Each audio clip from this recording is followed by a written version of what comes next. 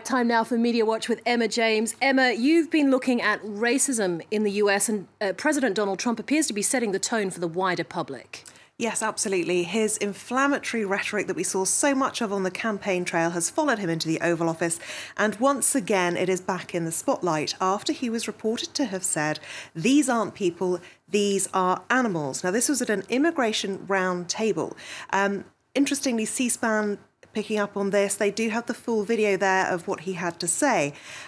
Even some of those who would normally be backing Donald Trump very strongly, like Geraldo Rivera, spoke out about this one, saying that referring to deported Latino immigrants as animals, cut to the quick. They're not animals. The vast majority are law-abiding folk looking for a better life for their families. He adds, however, that Donald Trump Jr., Donald Trump's son, claimed that he was only speaking about gang members of the MS-13 gang when he referred to animals. And it's something that Donald Trump himself has repeated today, saying, no, he wasn't talking about all immigrants, it was just the MS-13 gang members.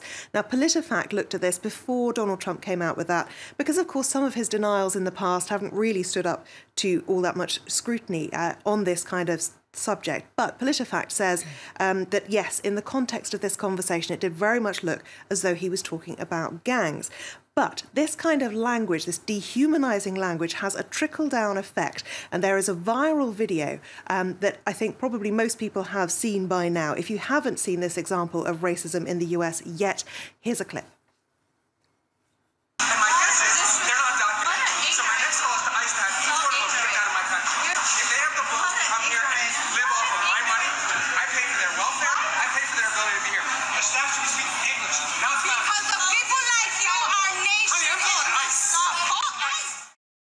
That's unbelievable. Really hateful words there. Wow. Now, ICE that he's referring to, that stands for Immigration and Customs Enforcement. He wanted to call in the people who he felt could kick those people out of what he referred to as my country.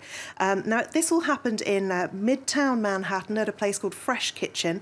The gentleman in question, hesitate to call him that, Aaron Schlossberg, is a lawyer. This is how he would prefer you to see him. That's his official photograph on his Twitter page there. Wow. Clearly a professional shot. This is how the rest of New York and indeed people around the world are seeing him today. On the front page of the New York Daily News, where they've said New York's message to bigot who yelled at women for speaking Spanish in a restaurant, and they have written in New York, Spanish, by the way, which is such a multicultural, diverse city. Absolutely. I mean, a lot of people incredulous that he had a problem with Spanish being spoken in such a multicultural city as New York. New York Daily News's message is, screw you, idiot. Wow. Looking elsewhere, again, this person pointing out, if you're triggered by people speaking Spanish, you should not live in New York. I loved this response, though. I called his law office and left him a message in Spanish telling him that the US does not have an official language and not all Spanish-speaking workers are illegal or on welfare. Now, he's been having a pretty tough time today with journalists following him around. The New York Post posting these images of him being chased around. He ended up calling the police on journalists. This gentleman, not at all sympathetic. It must be awful to be accosted by a stranger when you're just trying to work and go about your day.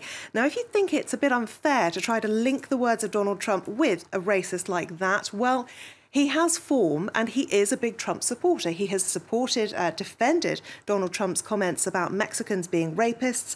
And when somebody criticised him for it, as shown in this video here, which is on the New York Post website, he said, "You're fat and ugly, that's losing. Do I look like I'm losing to you? I'm winning at life. You are losing. I'm smart." I think we can all see that he is deeply influenced by the US president. Indeed. Well, racism at the heart of Paris has been exposed, this time at a very upmarket restaurant. Yes, absolutely. L'Avenue, which is in the 8th arrondissement of Paris, is a very popular haunt for the rich and famous. Rihanna's dined there, Kim Kardashian, many others as well.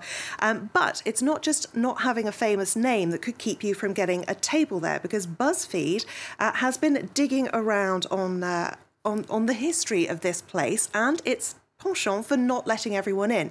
Basically, there are a series of discriminatory policies keeping out people with Arabic-sounding names, not allowing women to come in if they're wearing veils. Now, of course, they can't tell if you're wearing a veil when you ring up and make a booking, but what they say happens, he's spoken to various former staff members who say they are told that if a woman turns up wearing a veil, you say, oh, we didn't have a record of your booking, I'm afraid the restaurant's full. Now, if they insist on staying, then they will then be pushed upstairs where people, not so many people, will see them, because apparently the manager, a gentleman by the name of Alexandre Denis, says that he would rather have attractive blondes out the front. He doesn't care how rich anyone is.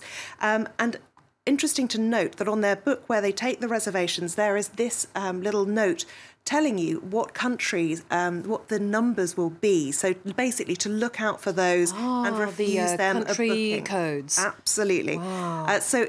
There is all sorts of evidence that this has genuinely been happening for a long time. It's getting some bad press out there. People leaving one-star reviews for L'Avenue, which of course would have enjoyed far better. Where is it again? Which arrondissement? The 8th. The 8th. We're not going there. So. Yeah. No, absolutely. That's not where I hang out. Interestingly, they might have a good customer in New York, because they're going to be opening a new branch at Saks Fifth Avenue, and lots of people urging Saks to have a rethink about introducing L'Avenue into their store. Wow. And we haven't had any reaction from L'Avenue? No. Yes, they have. Yes. They've said that they don't. They welcome all. However, there are all sorts of allegations that that appear to bear up to scrutiny. Okay, Emma, thank you very much for that. Emma James there with Media Watch.